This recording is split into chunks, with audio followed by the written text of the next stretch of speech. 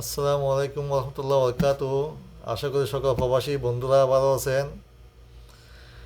আমরা যারা প্রবাস থেকে পোস্টাল ব্যালটের মাধ্যমে ভোট দিয়েছি, আমরা সবাই জানি আমরা কিভাবে ভোট দিয়েছি, কিভাবে নিবন্ধিত হলাম, একজনের ভোট আরেকজনে দেওয়ার সুযোগ আছে কিনা বা কারচুপি নয়ছয় করা আছে কিনা, আমরা প্রবাসী যারা ভোট দিয়েছি আমরা সবাই এই ব্যাপারে অবগত আছি। বাংলাদেশের কিছু সংখ্যক লোক বলতেছে প্রবাসীরা নাকি ভোট জালিয়াতি করছে, 2 নম্বরই করছে, একজনের ভোট আরেকজনে দিছে।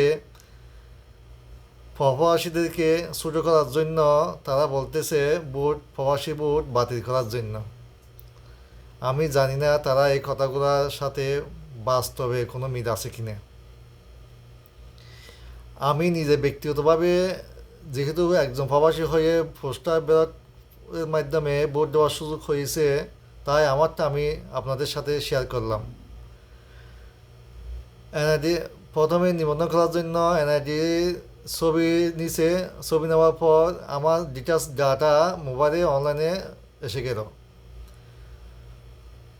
পাসপোর্ট নম্বর নিল, পাসপোর্টের নাম ঠিকানা, আমার প্রবাসের ব্যক্তিগত মোবাইল নম্বর দিয়ে আমরা নিবন্ধিত হয়েছি। এই যে লাইফ লাইন্স যাচাই, আমার এক ডানে থাকান, বামে থাকান, পলক ফেরুন, একটু হাসুন, এইভাবে 3 ধাপে আমাদেরকে যাচাই করার পরে আমরা ভোটটা দিয়েছি, যা বাংলাদেশে কখনো সম্ভব হয় নাই। আমি তো মনে করছি এরকম যাচাই করার পরেও যদি প্রবাসীদের ভোট জালিয়াতি হয় তাহলে আর কিছু বলার নেই প্রবাসীদের পক্ষ থেকে। আমরা যে ভোট দিছি এখানে একটা ভোটে কারচুপি না হওয়ার সম্ভাবনা খুবই বেশি। কোনো অবস্থায় কারচুপি হওয়ার কোনো সুযোগ নেই, কারণ আমরা 3 ধাপে আমাদের লাইফ লাইন যাচাই করার পরে হলুদ খামের মধ্যে যদি যে কিউআর কোড আছে, আপনার ভোট না হলে আপনার ফেস, মুখ, চোখ এগুলো যদি যাচাই না করে তাহলে ওই কিউআর কোড স্ক্যান হবে না, ওইখানে স্ক্যান করার কোনো সুযোগই আসে না, প্রশ্নই আসে না।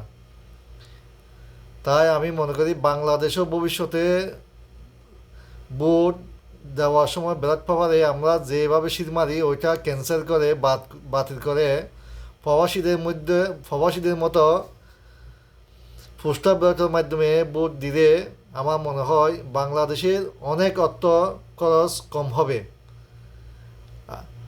এই ক্ষেত্রে মারামারি, হানাহানি এগুলো লাগবে না।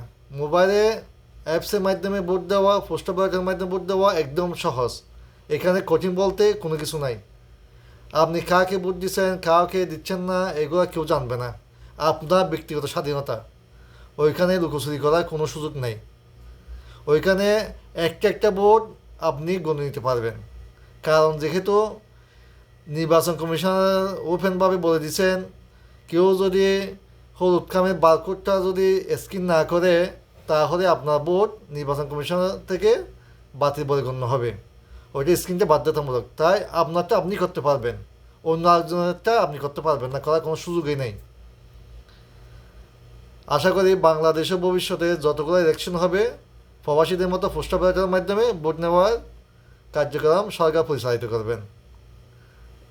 আর যারা প্রবাসীদেরকে ছোটো করে করার জন্য বলতেছে পোস্টাল ব্যালট জালিয়াতি হয়, পোস্টাল ব্যালট একে ভোট অন্য দিছে, এই কথার কোনো ভিত্তি নাই। এই কথাগুলো হচ্ছে বানোয়াট, প্রবাসীদেরকে ছোটো করা ছাড়া আর কোনো কথা হতে পারে না এগুলো। ধন্যবাদ, সবাই ভালো থাকবেন। আসসালামু আলাইকুম।